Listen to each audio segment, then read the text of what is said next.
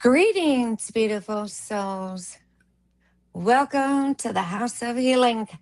Today we have our guest, Michael Hartigan of One Sky Astrology, with us today to talk about the live sky, where the planets truly are if we all look up, and why this energy matters, and what he does for us here while he's on this planet Earth. Hello, Michael, and thank you so much for joining us. Of course. Thank you. Thank you. And hello. I've got some interview questions for you. All right. I really love your wisdom on going back. You have studied immensely to know what you know today. And when you go back to the ancient teachings, like Saturn, our wonderful hula hoop champion, um, is actually the Lord of healing in agriculture. If we go back instead of like this Roman disciplinarian. Mm-hmm. And so, why these energies and changes matter as we adapt our belief system. Mm-hmm. So, where did you first discover your love for astrology? Was there a moment, a teacher, or experience that set you on this path? The first time that astrology really shook me up and kind of cracked my shell, which was pretty thick at I was like 19, and I met it was just like where I was working, someone I was working with had told me go see this astrologer. I saw this astrologer. It really blew my mind. And I was like, I don't know, I was 19. I had a little pocket money and I was like, sure, cool. I was into the mysteries. Um, I liked, deep stuff. For a kid, I was into, at the time, I was really most into Taoism. But I went to see this astrologer. Her name was Christine Gons Conrad. And I just sat down with her, and it was a tropical reading, but it really illustrated the power of astrology. She hit on some things that I knew were absolutely true and gave me very helpful and very insightful perspective that she had psychologically, emotionally, about healing, about stepping into the seat of my own power and out of the seat of the victim, blaming my life, my problems on everyone else in society. She really was what I needed to hear at the time, and she hit it right on the head. But I also, out of that session, I got the idea that like astrology is really weird. Like, how in God's huge universe do you know that stuff? Was kind of like, I was just kind of like, wow, I didn't pick my jaw up and kind of like shake the dust off. And then there were other elements of the very same reading that I was like, hold on, lady. Like, hard no on that. Like, no. So, but the fire was lit, right? It was, the spark was, it had hit tinder, and it was just all over from there. I was going to crack that mystery. That's good. That's kind of how it grabbed me too. I would guess I'd say once I started really looking into it. And even when you start with tropical, a lot of it could resonate in different ways. Mhm. Because we do actually, this is a good time to ask this question. The sun progresses 1 degree each year. Mhm. So as our secondary progression charts, we kind of Right. shift into our tropical placements at some point in our life and even Mhm. beyond. And it's often a period of time where we're kind of in the early life, in the first 20, 30 years of life, um, that many people are exposed to astrology, and it can be tropical astrology, and they can be like, for all my life, until I just sort of jumped on the sidereal thing and never looked back. They were trying to tell me I was a Libra, and it's just something in my like my heart was just like, no, and it's new. It's just like you have to listen to that little no, and and I don't know why I had to dig deeper, but some things in tropical like aspects, they never lie. They'll always be right on. So if you have like, a powerful aspect in your chart, uh, a tropical astrologer could read that correctly. They could get that right, and like really hit on something that like impresses you with the power of astrology. And that I think is quite what happened, quite what happened in my case. And that's another point I was even going to ask was even despite house systems and the tropical sidereal, if we're looking at the aspects, what's more important is what they're doing, how they're communicating, as Julie says. How are the planets communicating squares and oppositions and conjunctions, like we're going to talk about with Neptune and Saturn, Chiron and Eris here in a minute. But these are so important. And then, like, the placement of the sign is important with the energy as well. And what star is it near? Mm. Because you are very knowledgeable about the stars as well as in the communication. Like, I'll give an example. I have a stellium of Moon, Mars, Jupiter, and the North Node in Leo. And the South Node is heading towards my North Node right now. I'm about to have like a Um, whatever a half nodal nodal return half return, yeah, yeah, and a Uranus half return right now is what's right, going on in my right. life. There's all kinds of surprises and shakeups going on. You just held your heart. That's a wild time. I went through that recently, yeah. So that stellium in Leo sounds very creative, very vibrant, very expressive, and yeah, my brain just took off in three directions. There's a lot there, but you were talking about the regardless of house system, regardless of zodiac, that aspect, and how the planets are communicating with each other. And I Yes. and I think that's a really important point. Like I would want everyone to understand that because it helps explain a lot of things, like why some things in tropical make sense, like perfect sense, and always will, because those aspects. If you have a very strong aspect, a close aspect, it's like those planets will always be working together. They'll, especially if it's a trine, they'll always be talking to each other, and that creates an alchemy that'll present in someone's life. Mhm. Yes.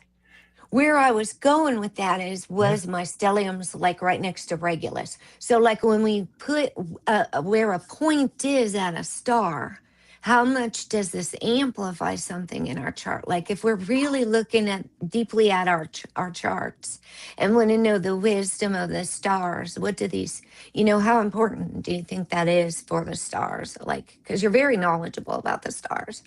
Oh, if and I'm sorry to go on if that was the direction of the question, but just to speak to Regulus, it's a very powerful star because it's really close to the ecliptic. It's not like Sirius is an amazingly powerful star, but it's pretty far south. And Yeah. Canopus too. But there's stars that are right near, like when planets pass them, they're like really right there, like radiating in that light. And Regulus is one of those. And so I think Regulus is a very important star. I think it's one of the most important stars, and it has to do with modeling rulership. Is Oh, that is Yeah. So it doesn't mean that you be a ruler of other people, but it's like a leadership or like a authority kind of stamp that Regulus gives. Uh, Regulus gives success, really generally speaking, but it it's tough. There's a lot I could say about Regulus because it comes with its tests. It has tests of integrity. It wants it wants people to use the power that it gives very ethically and responsibly. But as to like whether it's important, I think it's one of the most important stars. It's a very big, powerful star, and it's very close to the ecliptic. yes, yes. I didn't mean to go so deep into right No, no, Regulus go per deep, se, go deep. but it's going like we're just flowing, so we're just going with That's it. it, This that's isn't it, all yeah. orchestrated. So Mhm, I love mhm, that. I love that, and I love how deep you go with it because these are important. And so, like when we pay attention to our chart, like where let's say Neptune and Saturn are per se right now. If we look at a transit chart, not even just your natal chart. So the importance of knowing that, like, if we look at the sky, Neptune and Pisces are, or Neptune and Saturn mm, are in Pisces right now, mhm, mhm, as opposed to Aries. mhm. And why is this so important? Like this great conjunction. Is that an open question? Yeah, flow with Wow. it. Yeah, yeah. Well, that Saturn Neptune is important, woo, for a lot of reasons, having to do with social change and upheaval. But the fact that it's in Pisces is so different. The way you would interpret the energy of Pisces so different than the way you would interpret the energy of Aries. And I think that the most important thing isn't to say, well, it is very Piscean, because I see so much Piscean energy in the whole unfolding of everything on the, that's the other side of this window. That's the real world, right? Quote unquote, the real world. It's out there. And I see a lot of Piscean, just kind of like a little bit of flow, a little bit of receptivity, a little bit of kind of like, yeah, okay, kind of a lot of grace, a lot of forgiveness, a lot of compassion. But Aries is marked by a much more impulsive, like fiery. I think if we were seeing this kind of social change happen, and it was marked by the stars of Aries, it might be a lot more vigorous or dynamic or even violent. It's possible. But as it is, we've seen what violence we have seen as part of the sweeping social change has it's taken, in my opinion, a long time and lots of it for people to finally get their fists in the air and say, we are not, this is, we're not in accord with this. We didn't, this doesn't represent our wishes and so on. And that I see as Piscean. So when you look in the sky and you see, like if you got out a telescope, you wouldn't see Saturn in Aries. You could look and look, and you'd only see Saturn in Pisces with Neptune right now. And that's just, it's an interesting question, like why is that important?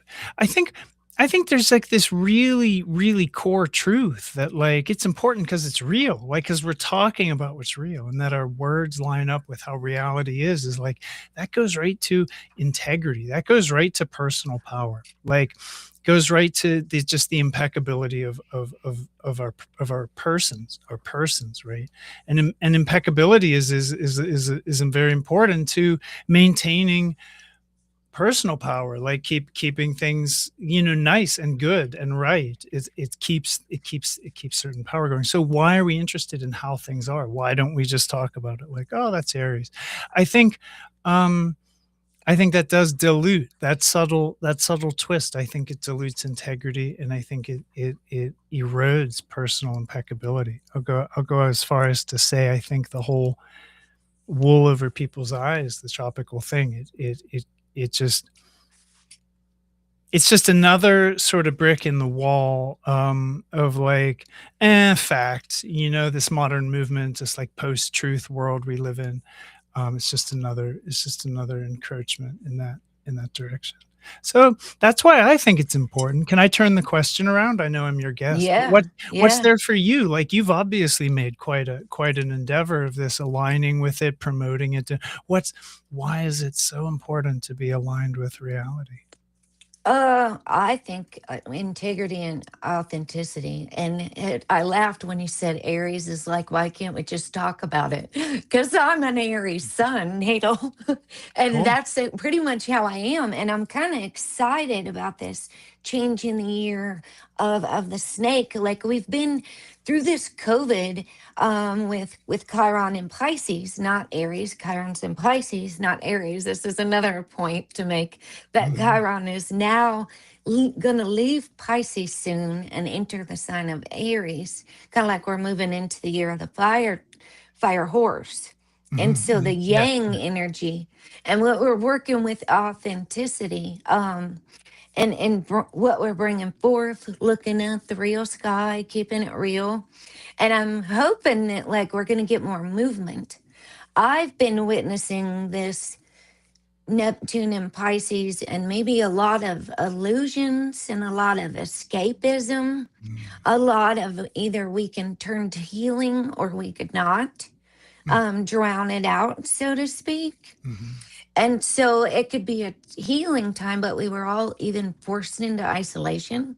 mhm. We might have become more spiritual, like you said, or and maybe even detached. I hear people say Mhm. they're not subscribing to this timeline. Like if we Mhm, look at our windows or we go look at the news and mhm, say, "Oh my God, this is really what's going on," mhm, um, and are we running from it, escaping like mhm, into a spirituality? Maybe it's a time of deep healing where that's happened. mhm. That's kind of how I've seen things too. And that with Chiron and Pisces, maybe it's been a time of deep healing for me through Yeah, grief. And I feel like I'm getting my fire back, good. as Chiron's going to move into Aries. And also my secondary progress moon is about to move from Pisces into Aries. So it's just, That's big. That's yeah. that's big. Yeah, cool. I feel the flame will come because the energy. You see what I'm saying? Like I'm feeling hope for us taking our power back, shifting as people, Yeah. um, where we got lost during COVID. You know what I mean? Mhm, mhm. Yeah, I mean, to a point. I hear you, and I think a lot of people might have gotten a little lost during COVID, but I think other people really kind of found it forced them to sort of separate out what was really important, what really mattered, and they kind of found something that they found a sort of central light or pillar, something, because we had to just go inward. We couldn't distract, and I mean, some people spent that whole whatever couple of years just probably playing video games, totally distracting themselves, same as it ever was. And those people, I mean, you could argue they, they never had a chance. They were gonna do that and stuff anyway. That's just the bent to their character. You could say all kind of things about people who just kind of refuse to get a memo that large and like in everyone's face. But for people who got the memo, who was like, "Hi, nature is responding." I heard that even though it might have been, uh, I don't separate any of this from nature. You know what I mean? I don't like, you know what I mean? Like nature moves through people, nature moves through society, nature moves through technology. Nature does what it wants. So when nature talks, um, I think a lot of people, it gave them reason to introspect and find what was really meaningful and what really had the power to get them through. And I feel like if for people who didn't do that, like, what were you doing? Maybe they'd already done that. Maybe they were already Yeah. solid on their rock. But if I mean, I don't know. So I just want to. I'm not pushing back in the sense of argument. Not at all. Not at all. But I just want to kind of flip that coin and say that for everyone who kind of like fucked around and found out during those years, there were other people who were really taking that time and like doing the study. I know people who were like discovered Khan Academy and just got an education. I know people who, I mean, um, I'll I'll quit. I risk like going on a kind of like No, tangent, but yeah, I that's the flip side of it. There were two forks in the road. uh, We could take one fork. Like me, I just kept studying. I mhm, joined your group on yeah, Facebook. yeah, If we want to drop that link, I think yeah, I want to say welcome to our guests real quick. We've yeah, got yeah. Lori and all the people from Radical Astrology and Stellar Foundations. Yes, That's yes. somewhere that you're. And if you'd like another thing to talk about the international Sidereal Association. Do you Yeah. guys have anything coming up? Yeah, we do. We will be. Man, I was just gonna open my schedule here so I don't like misrepresent this event. We have a uh, podcast coming up February 18th, the Sidereal Rising podcast. I'm not sure I have a link for that, but we're going to be talking about Saturn and Neptune and sweeping social change and all this stuff from that point of view. It's also going to be a little bit special announcement. We're gonna kind of I can sort of tease an upcoming project, a podcast. I'm going to be announcing the going the birth of a podcast with Francisca Arnett. She and I are doing a project, and we're gonna go announce the and kind of unveil that at this event on the 18th. But this is the ISA podcast. I think from what I understand, it's going to be a panel discussion, just open, kind of like you know, popcorn style conversation about Saturn and Neptune. They have a 36-year cycle, and it's a big one, and it like really it's known for messing things up, and here it is again, and it's messing stuff up. So and talk about it from the point of view of planets. So yeah, ISA 8, that's exciting. Um, yeah, and the link, if maybe we'll put it in the description. I actually don't have it handy for Radical Astrology, but I host a Facebook group. It's a space for sidereal people and people who do True Sky Astrology to connect. So just search it out on Facebook if you use that platform. Yes, I can get it actually. Dope. Thank you. Yeah, I mean, you'd think I'd come prepared It's all right. to this stuff. My I life's been a blur. It's just the last week. we, it's more than just the snow. It's like, but I'm okay. Everything's good. Yeah, we're doing well. Yeah. I've already invited a bunch of my friends, but I'm gonna drop this here. Let me see. I'm gonna drop it in the YouTube chat. Okay, radical. That's really exciting. That's how I found you. Was through Kim. Nosworthy Lovelace. Yes, Kim, Raw Star 13. Here is Michael's Radical Astrology group. I think what it was is you and Kim did a video together, and then I found you, and then I found your group. And so I just have been like learning from you just ever since. Oh, cool. And I'm pleased to watch like even your growth and how you like came into Stellar Foundations. You've been such an amazing help with Capricorn Prometheus and different settings. You're welcome. Thank you so much. This is really exciting. I'm very excited for all of you guys that are going through like how the ISAA, did I say that right? Yeah, is all coming ISAA, together. exact. Okay, yeah, it's all coming together nicely, and all you wonderful astrologers are coming together and bringing it together beautifully. All this beautiful wisdom. Yeah. Thank you. We have basically a goal to promote sidereal astrology, just promote accurate.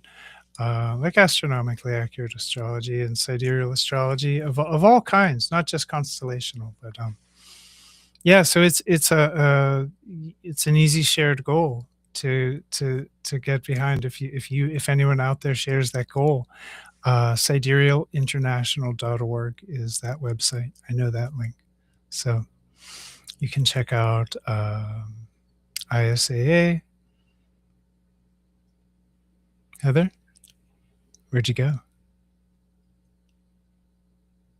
All right. I guess we will wait for the return of Heather. Ta-da! You're back. Like a magician. Right? Like for my next trick. This is how we deal with it. For my next trick, we'll produce Heather out of the fabric of space. If I ever don't you know. It just happened. We're living in the 2026. oh, And man, yeah. this is important, even. So, as we're changing into Aquarius, ruled by Uranus, Mm, I'm kind of like just had an epiphany on the importance of my South Node that's on that cusp and how you can embrace mm, that energy of mm. Capricorn and Capriquarius. I called it Capriquarius. So, Aquarius, absolutely. we're kind of on this edge of technology advancement, and it's going so fast Mhm, as we're mm. moving Ooh, closer to the age of Aquarius. it's true, it's true. Um, that all of this magic that we can just do, like talking the Mm, way we're talking right mm. now, is No, part of the system. yeah, we take it for granted. The kids have never lived in a world without it. And, yeah, what do you think about that cusp, Capricorn and Aquarius? Those are a little bit difficult energies to blend, no? Yeah, and I'm really looking at the importance of the south and north lunar nodes, which is why I even asked you about the special you did with Rio on the true, Right, because some of them are not the same as a tropical south and north and south lunar node. right, Like if right. in 13 sign they would fall into maybe two different signs that aren't 12 equal. Right, like in equal sign, if you had a node in Aquarius, the other node would be in Leo, but in even sign, you could or in, constellational, the boundaries aren't quite exactly even, so you could have a north node in, say, Capricorn and a south node in Leo, which is those 2 signs don't have a natural opposition to each other, but there's a natural axis that picks up just the edges of those, and it expresses in people's lives. You have a cuspy node. Do you have a? Do you want to talk about that, or is that not? Do Sure. you? Yeah. Yeah, Let's talk about it. yeah. What brings that up for you? Like you say the Well, South, yeah, because well, it's, yeah, my south, because my north node is in Leo. It's Leo. at Yeah, Regulus with that whole stellium. right. And I'm realizing it's pretty important when we have this nodal return that something's going to flip and Yeah, that we're supposed to go from this. Well, I could say mine's on Capricornus, right at Capricorn and Aquarius line, depending which one you use. On Raw Stars chart, it's in Capricorn. On True Live or True Sky and Capricorn Prometheus, it's in Aquarius. gotcha. So I would say it's on the line. Oh And yeah. I could be going from maybe a hardworking, overworking in technology or Mm, overworking in general as mm.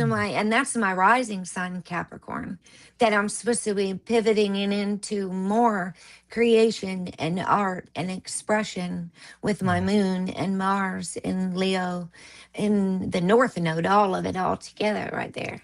Wow. So your Aquarius would be like even sign second house, and your Leo would be that stellium's in your eighth house, like even sign wise.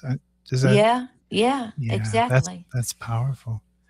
Was Thanks. 37 a huge year for you? Was 37, did everything, Oh, change in your life? flipped. Flipped? Absolutely. Absolutely flipped, Yeah, yeah. That's the yeah. power of a nodal return. That's your second Ah, nodal return. Those nodal returns are huge, and when you have one with, a luminary like the sun or a major stellium or, like, powerful planets in your chart, like ruling the ascendant or ruling a lot of other planets, it's just like I mean, some people describe that, kinda second nodal return thing as like a light switch, but for it sounds like for you, it's more like I don't know, how would you describe it? What I mean, a lightning bolt. a lightning bolt. Yeah, wow.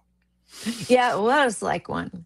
Nodes are powerful. And then when you said now you're in a nodal half return, so your south node's on your natal north node and your north node transiting on your natal south node. Do you feel swimming upstream? Do you feel like at odds with the world? Do you feel people are like up to one thing and you're just trying to like make your way through another? Or do you have the support Yeah. you need? It's really common not to Uh, have the support people need in nodal half returns, but to feel they just oh, fight and swim yeah. upstream.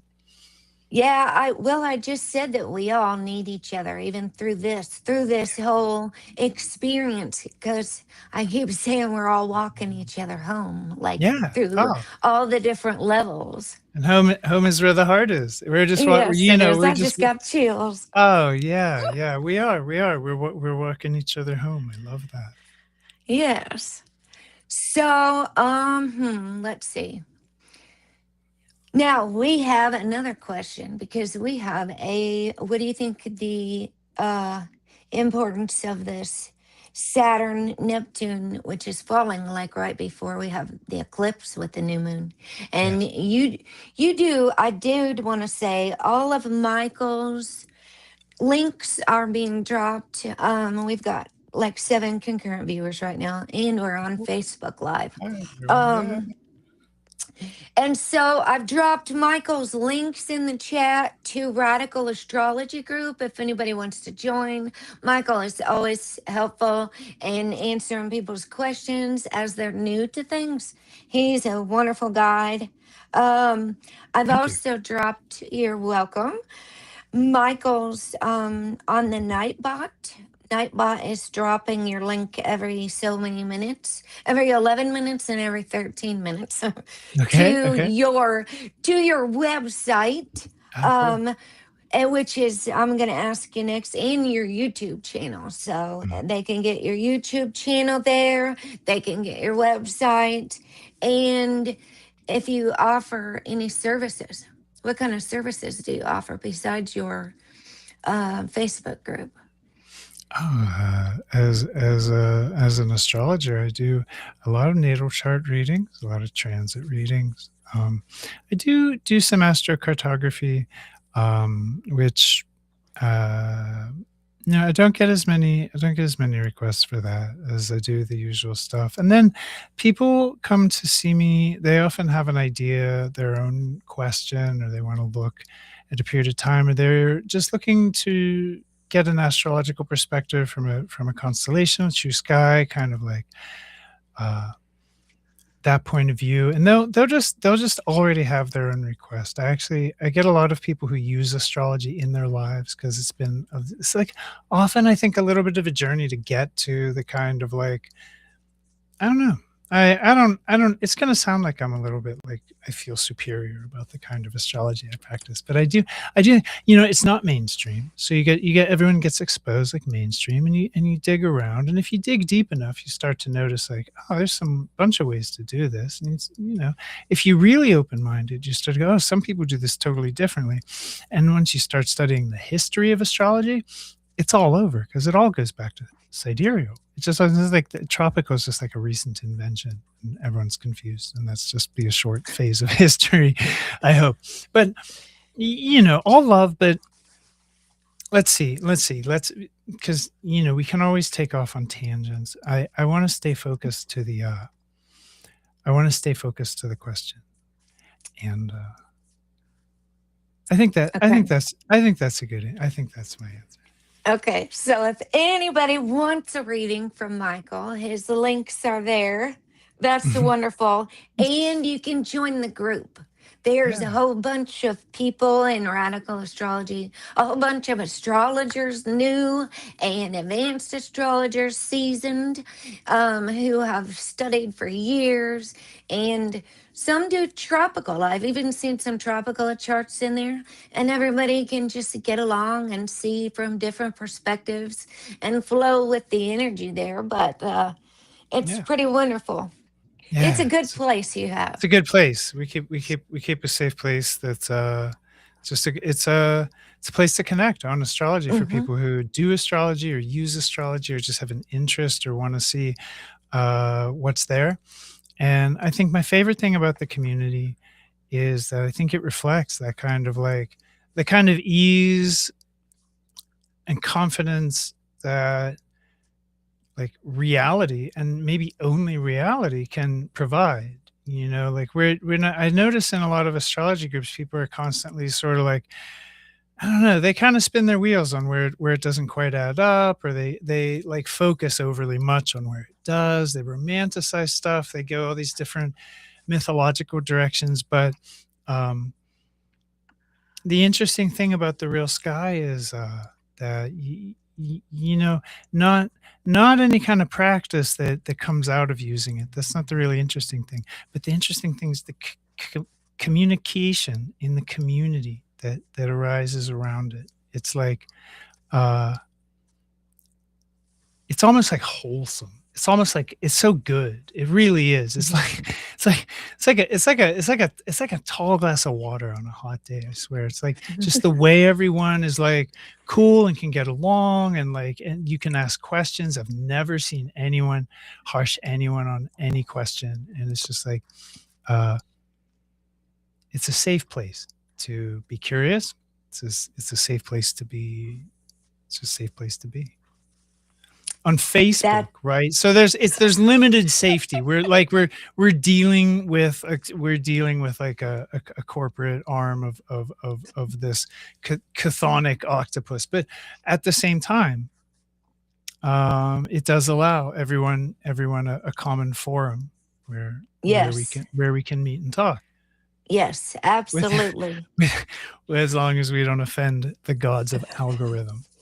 Having safe space is so important It in is. so many ways to be able Yes. to talk about this. Like there's a question in the comments, but I need to find it.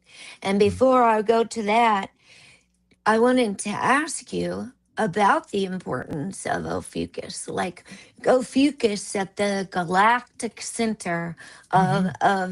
of our overlapping Scorphucus, Hmm. as Dr. Danny would say, Oh our yeah, yeah. galactic center. I'm just covered in chills, and we're moving from the year of it's freezing in here. So if you keep seeing me shiver, it's because I usually I get got up you. and I shut my Gotcha, heater off gotcha. while we Oh, were wow, talking, yeah. so there's Jeez. no so it's fine. Okay. But we're moving from the year of the wood snake, so we Yeah. could talk about Ophiuchus and this snake energy with healing, and how Mhm. many of us did dive into this energy and this healing and this spirituality and this wonderful serpent energy that's not bad. We want to Yeah. talk about Ophiuchus for a moment. Just, I'll just sort of just kind of springboard off that serpent energy that's not bad because I think in this culture, serpent gets certainly gets a bad rap. You know, it's I don't know. It's mostly a Judeo-Christian idea, but it's not limited to that. It's really not. Like snake has always been a little bit of a difficult character, you know, to in any mythology, in any like whatever Aboriginal or Indigenous. But snake has always been wise. It's always been as a creature. The snake has always been representative of wisdom. Think of even the phrase "wise as serpents," be wise as serpents, and that was cautionary. I think actually, if I'm not a Christian scholar, but if I think Yeshua said that to is the people who were listening to him said, "Be wise as serpents," and he was, I think, if I'm not mistaken, uh, counseling them not to be like naive spiritual people, but not to be like just la-di-da-di, you know, the spirit of things is with us, spirit of creation, but to actually be somewhat judicious and maybe even discriminating in their considerations, right? Um, I don't know. I think the serpent is such a hard it's a hard energy to understand because it's like spiders or scorpions or things that like there's a natural sort of I want to say aversion to. Like when we see it, we just sort of naturally go the other way. Like it's why stop signs are like eight sided because you know certain energies like that arachnid and their eight it just causes us to back up. And the snake is one of those things. When you see a snake, not many people go towards the snake. Most people, most animals, most everything. When they on recognition of the snake, it's like give the snake some space. Um, that's kind of my first impression of snake energy, and it kind of goes along with that Scorpio energy. Like Scorpion was always like a protector, very, very, very warrior like, but very nurturing. Scorpion carries its little babies on its back until they're old enough to do Scorpion things for themselves. And like Scorpion, um, always stood in the ancient world for it was kind of military. It was kind of that it was kind of that energy. Like no doubt they recognized what it was, but it was a nurturer, it was a protector, it was a guardian of the secrets.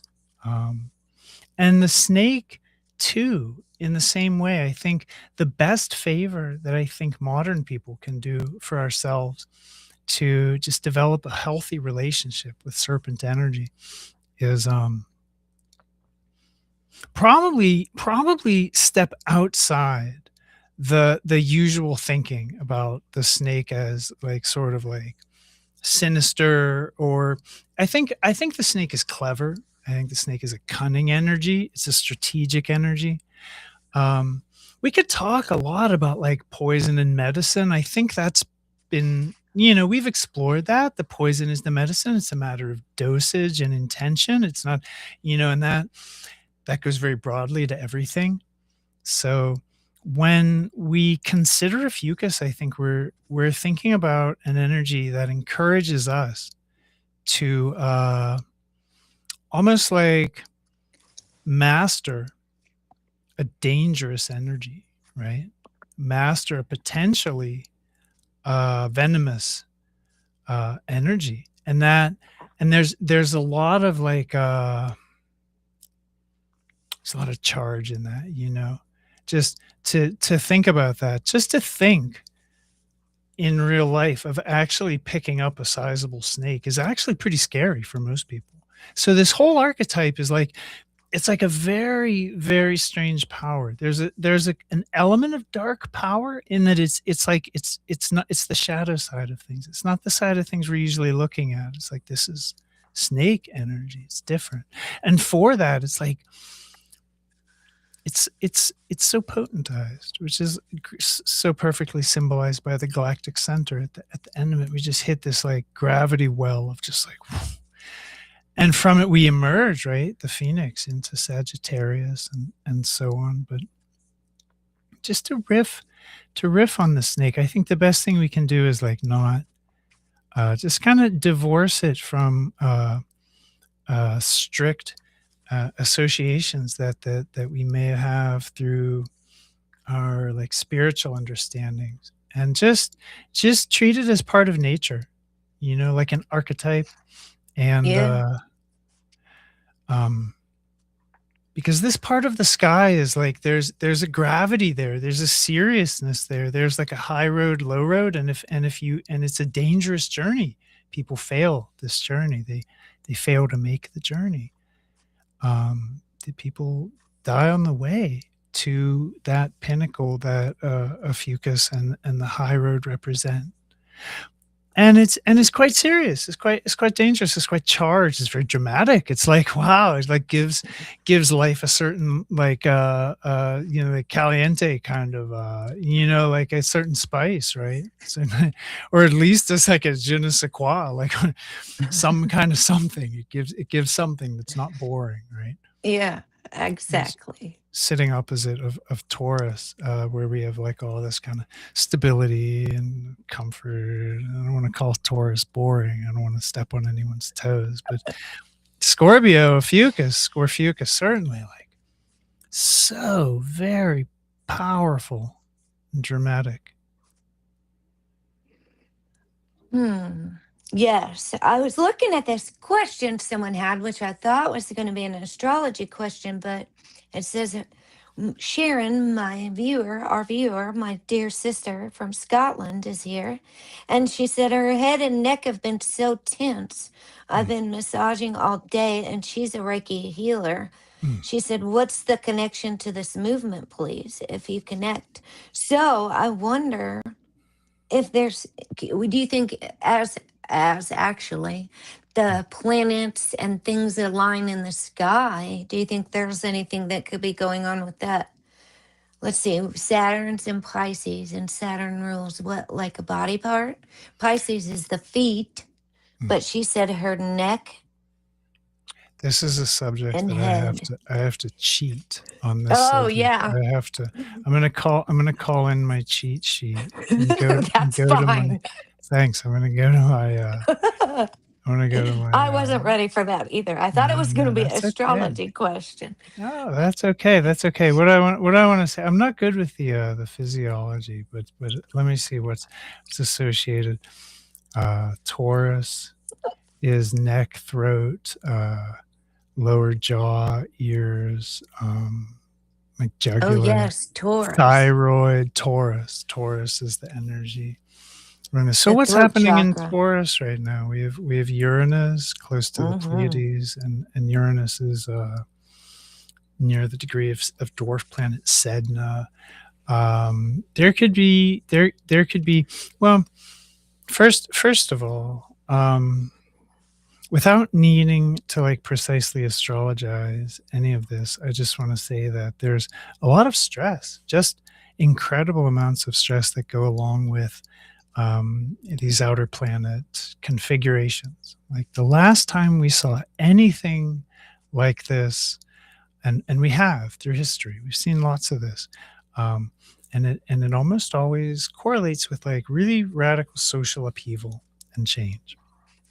For example, in 1989, Saturn and Neptune came together, and they were with Uranus, and they were sextile Pluto.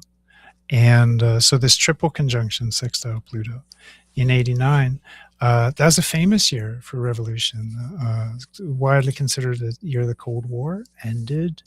Although 91 saw the USSR disintegrate, but the Berlin Wall fell at that time. And it's just big movements. You know, there's no way to go through the kind of change that outer planet configurations symbolize without great stress. And depending on how we handle stress, where we keep it in our body, or what it triggers in our body, or how we give expression to it, how we give constructive expression, how we give creative expression, how we channel our stress and express it constructively. That all varies very much from person to person. But what doesn't vary is that these great periods of social change are stressful. They're incredibly stressful. So I'm not trying to tell you, oh, we've all got pain in our neck. I believe you. I believe you have deep pain in your neck and it's problematic. But I think my first thought is, without needing to go to Taurus and Aquarius and say, oh, this, my my take on it is this.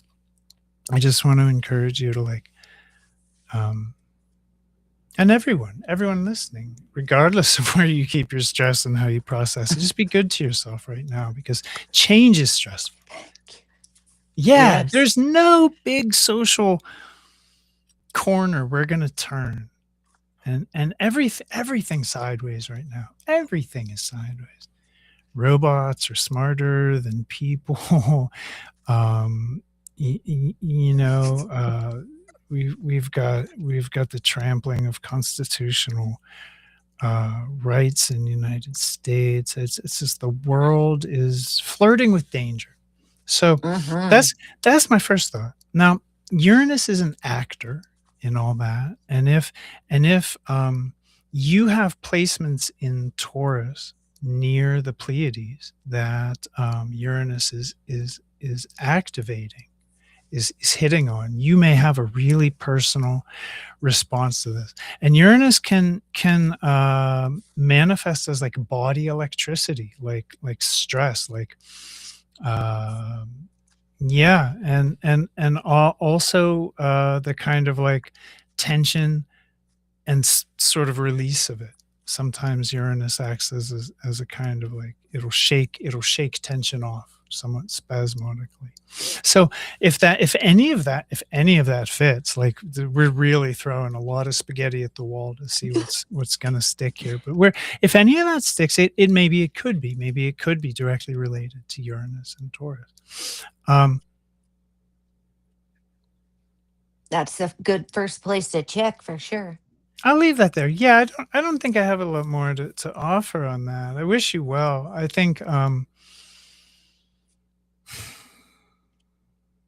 meditation is always prayer and meditation, just developing a relationship with anything bigger than yourself, the planet, the universe, anything in between. I mean, spirit, God, whatever you want to call it, no problems there. It's a very supportive force in life, in the universe. It's very good. And I'm not implying that anyone does or doesn't have that already, but this is definitely a time to like listen to those things your body's telling you about how to nourish yourself. When we have pain, I think it's our body, it wants our attention and it's asking for correction. Pain's telling us something is is needing us to look there. So um, maybe just a final piece of advice would be just to be easy on yourself and listen, but to address those things probably on a more like practical kind of just like cause and effect basis, like neck hurts, like Epsom salts bath, rather than trying to astrologize things is it's too abstract when what we really need is just concrete solutions that make sense. So I don't know Yes. if any of yeah, all of the above too. I'm not, I have no problem with astrology and medical astrology and looking at all that. But I think I'll leave it there. Thank you. Thank you for that. You always dive so deep into it. And you do such an excellent way of breaking it down. And it Thank you. goes like with the healer, the snake, where we've been in the snake and the healing. And I was so grateful that you just said, with all the stress going on in this world, take care of yourself. That's what Mm, I've been saying for mm. years on this channel, is that we all have to take care of ourselves. We all have to really, really, especially during these crazy times in the Oh, USA. yeah. Yeah, nobody does anything alone. The USA has this deranged model of doing things. It's like this John Wayne kind of like solitary, rugged individualist. It's not just men. Like everybody in the United States gets this like message that like this is how we do things. We do it, and it's like nobody ever did anything on their own. Everybody has a network of help and assistance that gets anything accomplished. I've never heard of anyone bootstrapping anything truly up just out of an absolute vacuum with you know what I mean? Like everything is interpersonal support. So if we're taking care of ourselves, we can be there for others. And that's the way through this. That's what this time of purification or time of healing or time of yeah, we can call it either. I think this time we're in now, I think this is designed by the universe, by the plan of reality to bring us actually those of us who are willing to step forward and come together. It's designed to bring us together. It seems like sometimes Absolutely. it's tearing everything apart, tearing it. I know how it might seem, but I think out of a response to that, we have to either rise to the challenge or risk being drowning under that wave. We have to rise. We have to swim. It's what's being asked of us. We Yes. have to And help it each other up. Yeah.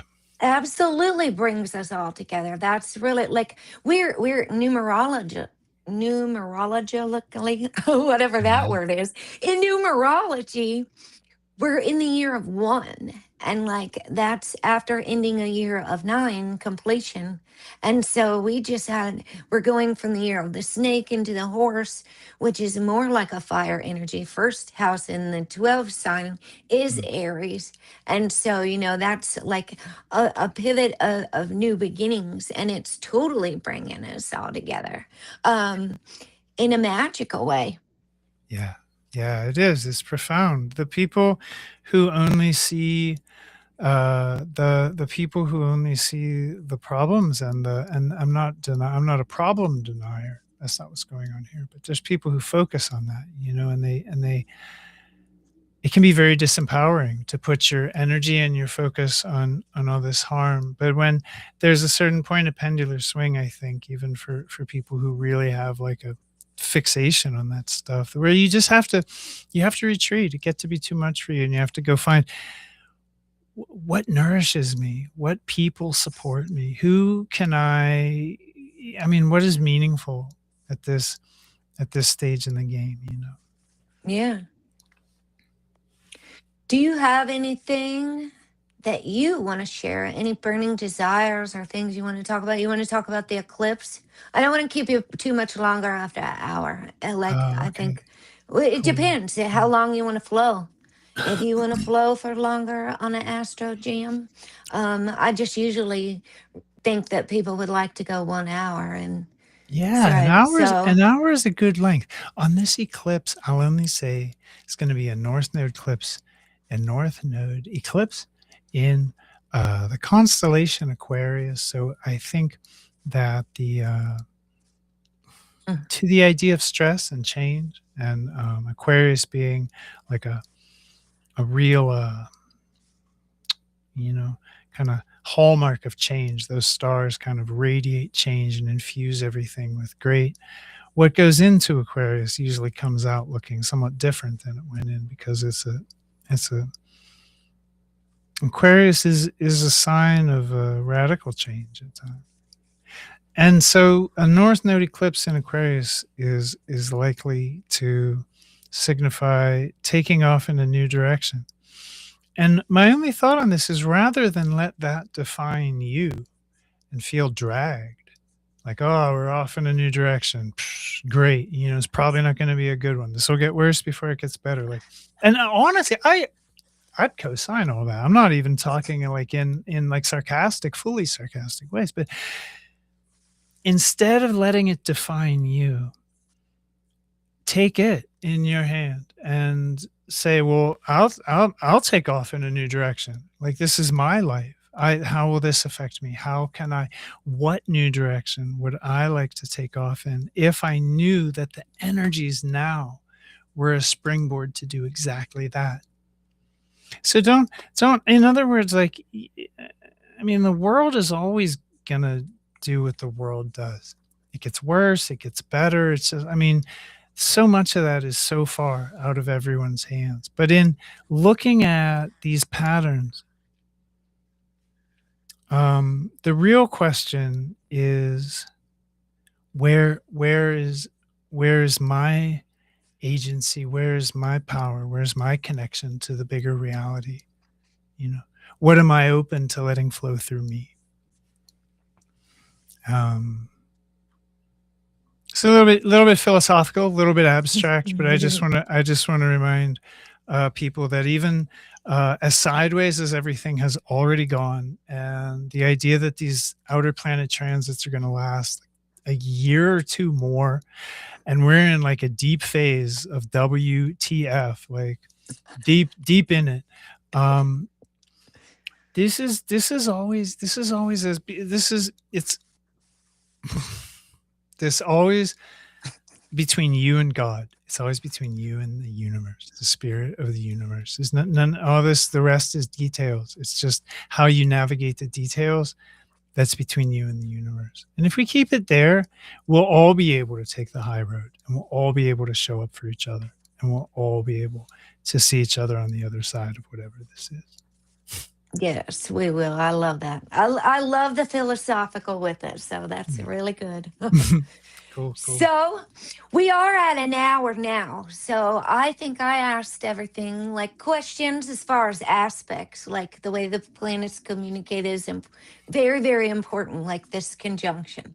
Because Mm. there also is the Chiron and Eris. We didn't talk too much about that, but it's If okay. you want to, no, we You could want to take talk extra about it? 10, extra 15. That's no, Yeah. oh yeah, yeah, yeah. I'm I here think for this it. Chiron and Eris. I don't think a lot of people are talking about it as Mm, importantly, but I yeah. think like Chiron's River getting to. Culver is talking about it. Have you I've heard, yes, I've Yeah, yeah, seen yeah, River, yeah. and Yeah. so I had to see who's talking about it publicly, Mhm. and what are your thoughts on it? If you don't mind another 10 minutes, let's do it, No, please. no, no, not at all.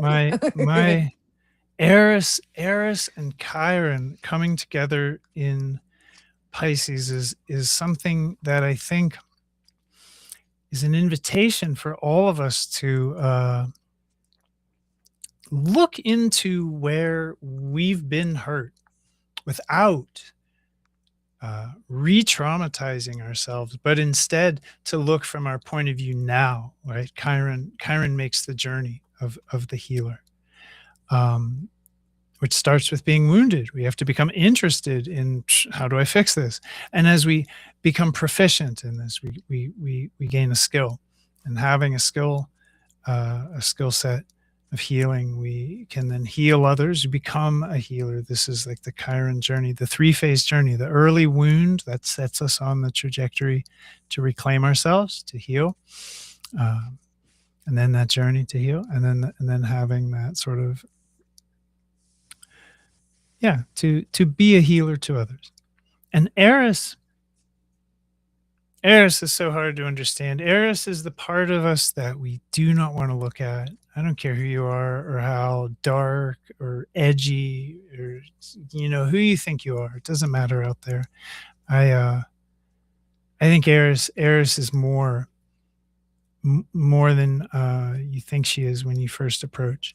It's the depth of what we other, right? It's everything we project onto others because we're not able to accept it in ourselves. And we're everything. We're a microcosm of the whole, the whole, the wheel, the sphere, the cosm, whatever. It's all in there. And Eris knows this. This is the secret to Eris potency and power. Eris understands there's no real need for shame or doubts or guilt or about our I mean, in this case, so our wounded side, right? Our early traumas. Eris knows that this is okay. And but Eris, the journey Eris takes people on when she interacts with them in their chart is a journey into the shadow to see what am I not able to encompass. Because if I'm everything, if I'm the whole universe, but I'm saying like, oh no, I'm only these things and those other things, I hate those things. Those things suck. I'm not that. No way, I'm not that. Because those people over there are like that, and I don't do that. So already you have set yourself up a wall to bang your head into. It's amazing how the universe lets us do this, and I mean, you can smash your skull. It's almost unlimited. I think the universe gives us that freedom. We can do that. Or like the wisdom of Eris, because I don't think Eris can present situations like that. But Eris, if we're listening, is wanting us to discover that everything we hate, that's because those are unresolved parts of us. And that's why people become what they hate. I see this. I've always seen this. That people, when they hate something, when they really rage against it, whether it was punks who raged against the corporate world, or I mean, all those people, half of them grew up. I mean, the list of people I know now who have worked for like Fortune 500s or governments or this and that, and I hold no grudges. I have nothing against governments or Fortune 500. It's just part of our modern landscape. But the people who hate the way their maybe a parent was with them, and they grow up, and because that hatred and that projection and that other, and they never took a hold of that themselves and said, oh, that's mine, and now that it's mine, I have power. That agency is the fruit in my hand. It's not his anymore. He can't do anything about it. This is me. The whole thing shifts. It opens. You're no longer like caught in that dualistic, like I, thou, like with its friction and tension, but instead you have like a we, it's like a shared, it's like, oh, right. We're people, and we have psyches, and a psyche does that. It buries its pain until it can process it. And so this Chiron Eris conjunction is a clarion call, right? In Pisces from the universe, late Pisces too. It's a real clarion call to see how the pain of our early lives is presenting obstacles to us now, and how to reclaim, right? Uh, like soul retrieval, or like the parts of us that are lost, like a shamanic reclamation, a soul reclamation, a reclamation at the very deepest level of self and personhood, to say, um, we've all got a lot of other people bouncing around in there. People get in there, and it's not always nice, the methods they use to establish a foothold in someone else's psyche. But we have to walk that Chiron path of of healing, and at the end of that path is the beginning of a new path, where we're able to be of real benefit to others. Yes. And that's the most important thing that I think we can be doing right now in relation to this Eris Chiron conjunction, is recognizing the opportunity to really, like, hold a sober position from your present point of view, and you can look back. You can even hold yourself as a child. You can be the love you needed. You can do it. You can really get in there. But the clarion call, is asking you to sort of look at where you're held back, look at where you could heal, look at where there's room for improvement, without re-traumatizing, without like fixating and obsessing and going back in and being a victim again, without that, because Chiron wants to uplift and reclaim. I think it's happening for everyone, and I think it's humanity's understanding that, I mean, kind of all of that, but more on a collective level. It's more the issue that, like, we're all in this together. Like, we're all one. None of this I'm up here and you're down there is going to fly. Like, we're a human kind, a human species. I mean, you could say a human race. We could say Yes. humanity, right? And in this Yes. organism of humanity, we're all just fingers on one hand. It looks like, Grant Morrison said this. It looks like if you put it through a plane, you'll see 5 circles. And we get lost thinking, like, oh, I'm over here and you're over there. We're just fingers on one hand. This is one human thing. And all of us collectively have to see that all of us collectively are in the same boat on that one. There's a trauma wave that's moving through our recent history, and it's just on us to heal at Chiron's challenge. So thanks for letting me get that out all in one piece. You're a great listener. Thank you. I love Absolutely. listening to you. I love you. Cool. I love your moon reports. I've not been Thank always you. leaving comments, but I Ah, am I hmm, am always here listening, and thank I you. love how you break it down. I love how you just explained that, because I think we are on this beautiful shamanic journey, and of a healing, and we are in the year of one. I'm really grateful that you are so saying that, because we're one race, we're one family.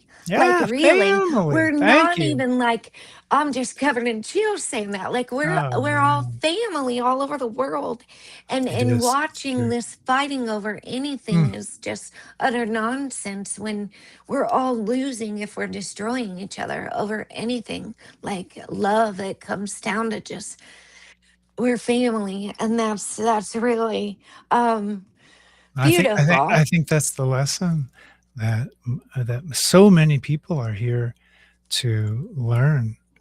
Um, there are truths that are more true than just someone's individual truth and how they feel. You can feel all kind of ways, like, oh, I'm not like them, but you're 99.9, like, the ways in which we're all alike just simply dwarf the ways in which we're different. And to come to terms with the idea that we focus so intently, so fixatedly on the differences, and we miss We miss the idea that we have not only a great shared destiny together. Like if we don't sort life on Earth out, like it's like the universe doesn't care. It'll cook humans and replace us with something else, and that's the blink. Oh, that just happened. Like trust me, dinosaurs. Sure, I mean we still have alligators and chickens and but I mean seriously, things change very chaotically, very fast. And that doesn't mean to sound ominous, but just to sound like respectful of our responsibility here on the surface of this beautiful planet, because we seem to be somehow responsible for each other and for caretaking here, you know.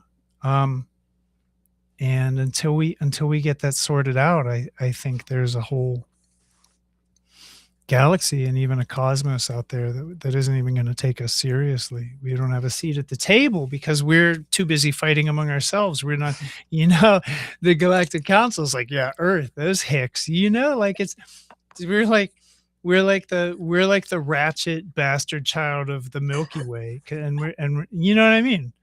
And this is our legacy. This is our legacy until we fix what's going on and we get to, but these are the lessons that humanity is learning right now, is we are watching in real time as masses of people go through the necessary experiences they need to go through to evolve into a place to um, presumably one day we'll get this right at scale, like life on Earth. I have faith that that is truly within the realm of possibility. And it being truly within the realm of possibility, there are a lot of important forces that are like, okay, let's go. You know, we gotta get this thing moving. But Do you think it'll spark that? Sorry to interrupt you. Do you no, think no, Chiron moving into Aries might spark something? Like, say, maybe light a flame under ours and get us moving in the right direction a little. You know how we're saying, let's get this moving, let's get it yeah, going. yeah. So, do I you think think? that's the Pisces Because I Aries think, transition. Yeah, it's the yeah, we're flame. all about to have this Aries return. Like you are about to Mm. have one, and so there's a big Chiron return So, coming up so, so, for Chiron. everybody. Okay, let me walk that back a little. Okay, because we were talking about how you and I were born with Chiron and Aries, so we're about to have a Chiron return. Okay, Yeah. I follow you. Yes, yes, yes. We Well, are. just Lori said, let's make this a regular conversation, please. She's about Oh, to have cool. a Chiron return. Yeah. Um, I'm not sure Sharon might be Pisces, but I know Desiree is the same age as me. So, like, oh, this is a big Chiron. energy Yeah, shifting yeah. for Especially for all of us, healers, for movement. for people who have walked that path to overcome the deep early pain and actually walk that path so truly and deeply that they have shed those skins and they are able to offer meaningful benefit to others. This is like a homecoming, like a real loud bell. It's a big one. So I love that. I love that. It's a time of fruition, completion, you know, a cycle yeah, completed. Anything else out there, like questions on the chat or anything? No, let's see. Does anybody have any questions? I'll tell you a comment though. Sharon said, "Michael, your voice alone is carrying a settling resonance," and I Oh, do. You and Raw Star have this calming, chill, hypnotic way you deliver your star reports, and then we oh just my love gosh. it. Okay, okay, okay. She puts me in a trance, I'm glad I have some of that otherworldly mojo too. I think she and I have a little bit in common. I think the world of Kim, and we both came from an early history deep in the club scene, the underground rave scene, and the like warehouse party scene through a lot of hallucinogens, and we both have experience. And maybe I'm like outing her here. Maybe I'm like going too far, but I'm gonna I'm gonna just trust that she's like kind of cool with it. We both had near death experiences, so we both had like pretty powerful like infusions from some otherworldly something. Time spent in a different dimension, and then now we're back. So cool stuff. I'm just honored to be mentioned in the same breath as Rostar. She's an OG. She's one of my inspirations and mentors. She's one of mine too. And I was very grateful. I was following her for 3 years Yeah. after the Capricorn Prometheus website went down. I found her chart, then I found her. It was like a divine orchestration, then to you. And so from your group of amazing, beautiful souls has spun all the people that are here right now in this chat. That's cool. And That's we're cool. very grateful for you. If anyone has any questions, hold on, let me tell you. Sharon said something else. She said she loved your answer to the question about Taurus. And she said last time of this conjunction right now, actually, with what she mentioned in the, she Mm. said she was 13 and had to suppress her masculine at high school. Thank you. I always receive healing and nurturing. Your perspective is awesome.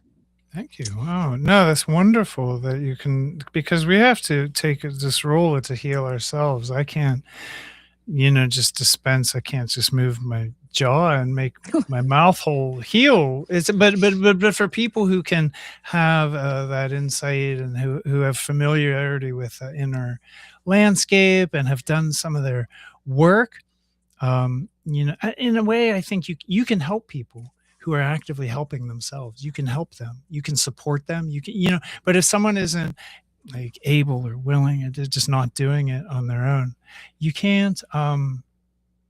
I don't know if you can. I don't know how much you could really meaningfully offer them. So I think we all have to take a role in our own healing and apply our own insight. And to that extent, I really appreciate what you're saying, and your ability to kind of intuit what that means for you.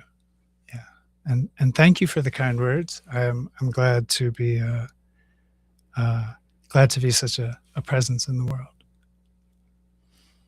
Heather, are you there? We have the technology. All right. Let's everyone focus and hum, and we'll bring Heather back. It's just like that. I was just telling him, focus and hum, and we're going to bring Heather back. We use the power of intention. Ta-da! Yeah, no You doubt. guys are good. Excellent. Excellent. All of a sudden you froze. Last time I could still hear you talking to follow along, Oh but wow. this Yeah. time I couldn't. I Oh could no. luckily see because I've got too many devices going on. Sorry about that, and welcome to this technology age. Wow. Yeah. Yeah. Okay, so Lori said you have the best moon reports, and if nobody has a question or anything, we will thank Michael for coming. And I don't know, I lost what you were talking about. It just cut me off and Oh, that's completely. you know what we got. It was just more of sort of like an elaboration on a response to the question. I think I might get the name wrong, Sharon, but the Taurus neck question, or the neck pain issue, and we talked about Taurus and Aquarius. So you didn't miss much at all, and then we all collectively psychically joined hands and seanced you back from where you went. Thank you. Yeah, Thank you. Wherever that's a it is chance. we go. Yeah. Where do we go? Whoa, where do we go in this life? I'm glad we can just flow it. I come from a similar scene that you say you and Kim came from Yeah, too as well, the underground rave scene. So, yeah. I'm glad we all made it back and made it to where we are on this journey through Oh this yeah, spiritual yeah. connection. It's beautiful to be able to have Absolutely. so many of us here. I think that's what I was always looking for, something, some kind of spiritual, some kind of meaningful, like depth connection, some kind of shamanic. Yeah, it's like a shamanic experience to get together in some kind of like clandestine location, and just like feel. I mean, we can all speak for ourselves. I love club music when it's like pumped through a system that can really, like, when you feel it in your bones. There's just something about a throbbing warehouse full of people, like, and the lights. It's shamanic. It really is. Or Mhm. if it isn't, because you could argue like, no, that's actually not shamanic. That's hedonistic. But people were looking, even through like hedonistic means, they were looking for something, like a connection to something deeper, a pulse to the planet, to the cosmos. That they were looking for a connection to something, and I think a Oh, lot of us that's found it. beautiful. Yeah, Yeah, yeah, it is. beautiful. We did. They Yeah. did use the drums. You're so right. That's how even the natives did rain dances. Just imagine if you were doing a rain dance, like not with just your home, but to electronic drums and bass pounding techno music and calling in the spirit guides and really bringing healing for the earth. Like if we Yeah. really get into this, thinking of the secrets of the universe, Nikola Tesla said, are, Mm. if you want to know the secrets, energy, frequency, vibration. Yeah, So, that's it. yeah. That's it. That's it. Yeah, there's always been something about just respecting, honoring, observing, uh, and even dancing to and enjoying the ecstasy of the pulse of life, the cycle. It's just, it's so primal. It's primordial. Um, but yeah, yeah, yeah. Um, I don't mean to keep this going. We're about 25 minutes ago. Yeah. You were like, "Well, I think we can wrap it up," and then we've been talking. I don't want to. I mean, how do you feel? Where are we at? What's is I there? feel if you got anything, do you want to talk about anything else? I've asked all the questions that I had about aspects and stars and what you Beautiful. do. And if Yeah. anybody has any questions, if there's any burning desire in your heart that you want to talk about, you are free to have the floor, or we can stay for a while. If you got somewhere to go, we can leave, or whatever you want to do. Oh, well. It would be a good time to wind it down, to be Yeah, perfectly it honest. is. Just with Yeah, like I the was, timing in my time zone, it's about time for me to make dinner. yeah. Um, but as far as things I might want to talk about, no, because that's just a danger. That's just a dangerous box to open. Sh- Astrology, especially, is just a subject you can always sort of like, add a layer, a dimension of depth or insight. There's always more to say, and I find um, a lot of power in knowing just when to put all that down and just um, go cook dinner. It's like very zen, like chop wood, carry Yes. water. So I'm okay with winding this down. It's been a delightful conversation. I totally appreciate your listening, your questions, just your enthusiasm about spreading the truth of this kind of astrology to people. And I want to thank you for giving me the opportunity to just be here. It's been a joy.